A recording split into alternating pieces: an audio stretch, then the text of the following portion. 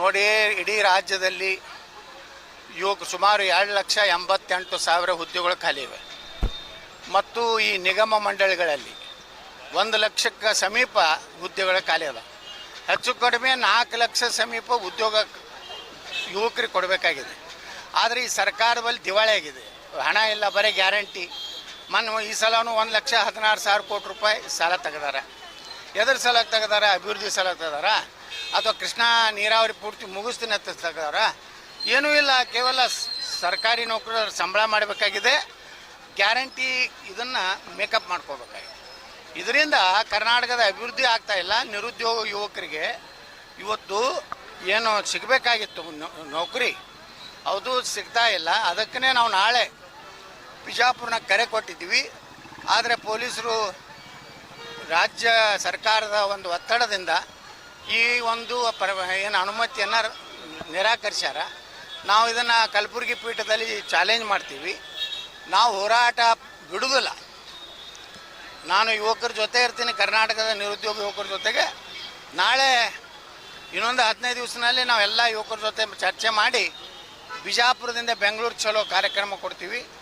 ಅಲ್ಲಿ ಸುಮಾರು 1 ಲಕ್ಷ ಯುವಕರು ಸೇರಿಸಿ ಏನು ನಾವು ಹೋರಾಟ ಮಾಡ್ತೀವಿ. ಸರ್ಕಾರದ ಪತನದ ಮೊದಲನೇ ಹೆಜ್ಜೆ ಆಗ್ತದೆ. ನಾ ಸಿದ್ದರಾಮಯ್ಯ ಸರ್ಕಾರಕ್ಕೆ ಎಚ್ಚರಿಕೆ ಕೊಡ್ತೀನಿ. ತಕ್ಷಣ ನೇಮಕಾತಿ ಪ್ರಾರಂಭ ಮಾಡಬೇಕು. ನಮ್ಮ ನಿರುದ್ಯೋಗ ಯುವಕರಿಗೆ ಉದ್ಯೋಗ ಕೊಡಬೇಕು. ಯಾರಿಗೆ ನಿರುದ್ಯೋಗ ಯುವಕರು ಉದ್ಯೋಗ ತಗೋತಾರಲ್ಲ ಅವ್ರಿಗೆ ಯಾವ ಫ್ರೀಗಳನ್ನು ಕೊಡುವ ಅವಶ್ಯಕತೆ ಇಲ್ಲ. 2,88,000 ಉದ್ಯೋಗಗಳನ್ನು ತುಂಬಿಟ್ರೆ 2,88,000 ಕುಟುಂಬಗಳು ಏನೋ ಅವ್ರ ಅನುಕೂಲ ಆಗ್ತದೆ. ಅಂಥವ್ರಿಗೆ ಏನು ಗ್ಯಾರಂಟಿ ಬೇಕಾಗಿಲ್ಲ. ಹೌದು, ಅದು ಇವತ್ತು ಏನು ಹಿಂದೆ ಇಂದಿರಾ ಗಾಂಧಿ ಎಮರ್ಜೆನ್ಸಿ ತಂದಿದ್ರಲ್ಲ, ಇವತ್ತು ಸಿದ್ದರಾಮಯ್ಯನ ಎಮರ್ಜೆನ್ಸಿ ಕರ್ನಾಟಕದಲ್ಲಿ ನಡೆದಿದೆ. ಸಿದ್ದರಾಮಯ್ಯನವರು ಈ ರೀತಿ ಯುವಕರು ತಮ್ಮ ಬೇಡಿಕೆ ಬೇಡಬೇಕಲ್ರಿ, ಯಾರ್ಯಾರಿಗೂ ಪರ್ಮಿಷನ್ ಕೊಡ್ತಾರೆ. ಆದರೆ ಹುಡುಗರು ತಮ್ಮ ಈಗ ನೋಡ್ರಿ, ಅವರು ನಾವೇ ಆತ್ಮಹತ್ಯೆ ಮಾಡ್ಕೋತೀವಿ ಅನ್ನೋದು ಸ್ವಚ್ಛ ಮರಣ ಅದನ್ನು ಮಾಡ್ತೀವಿ ಅನ್ನೋಂಥ ಪರಿಸ್ಥಿತಿಗೆ ಯುವಕರು ಬಂದಾರ.